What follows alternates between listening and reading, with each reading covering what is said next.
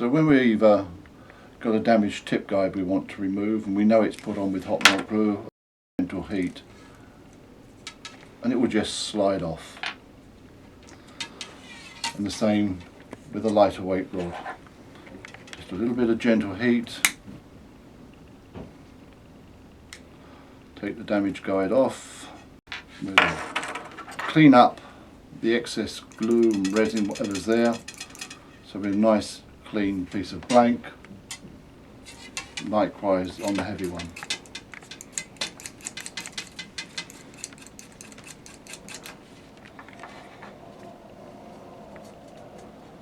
So we now have two pieces of blank which we need to know the size of. In the ideal world, a pair of electronic calipers or manual calipers is ideal. Put the blank in, close up, and that reads 4.32.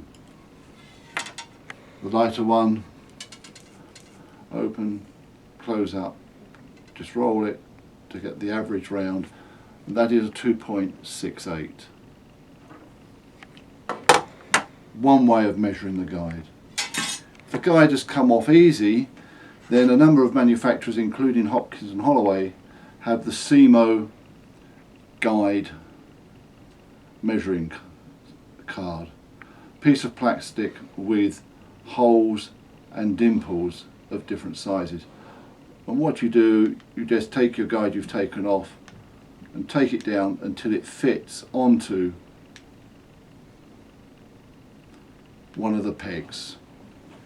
This one here won't quite fit 4.4, it's a little bit loose on 4, so you know that you need at least a 4.4 bore on the tube to fit. On the smaller guide, again, that fitted straight on 2.8. What else can you use?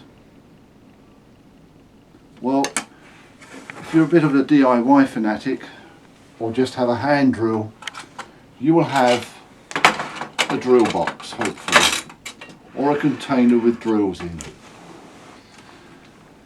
And if you take out a 4mm drill, how close is it to your piece of tip?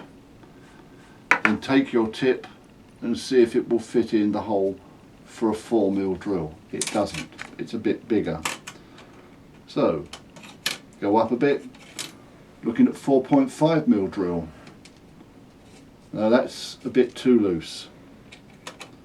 Let's go halfway, 4.2, perfect.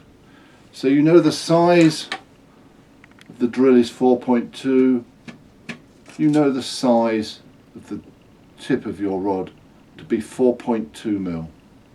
Now before us we have a selection of guides. This is a modern Fuji K series, single leg, one of the good old faithfuls of sea fishing, a BHNG. Then from the world of fly fishing and freshwater rods, little tiny crow framed guide, and then two tip guides, one rather large and the other very small from a little tiny spinning or feeder rod. And what we need to know is what size is the ring.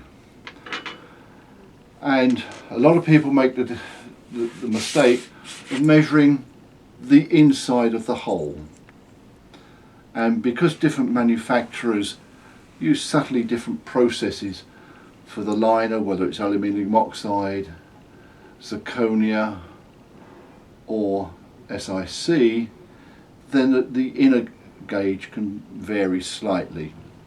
The easiest way to measure is from the outside of the ceramic liner to the opposite side. You see, I've got my thumb one side, putting the measure against it, and the other side comes in at 12mm.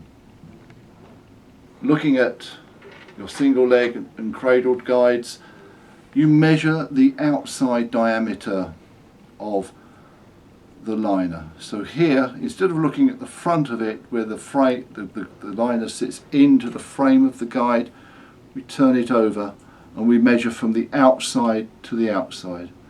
and you will see quite clearly that that is 30mm.